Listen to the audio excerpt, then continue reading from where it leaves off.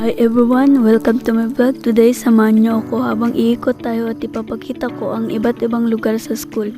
Unahin natin ang ICT room. Everyone, welcome to my vlog. Today, samahan niyo ako habang iikot tayo at ipapakita ko ang iba't ibang lugar sa school. Unahin natin ang ICT room.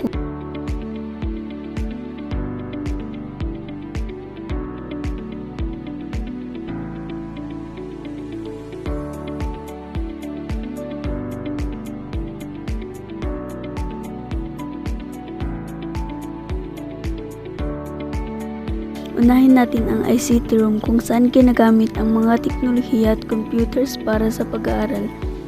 Dito sa ICT room, natututo ang mga estudyante tungkol sa computer, teknolohiya, iba pang digital skills. Sunod naman tayo sa library. Dito nakikita ang iba't ibang libro at resources na makakatulong sa pag-aaral at pananaliksik.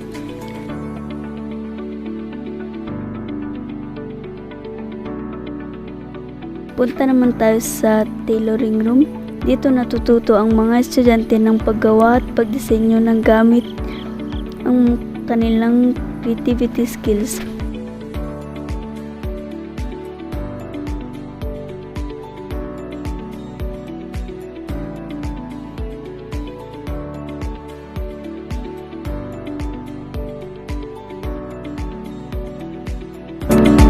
At last, ang science club. Dito nade-develop ang kaalaman ng mga estudyante tungkol sa science sa pamamagitan ng iba't ibang activities.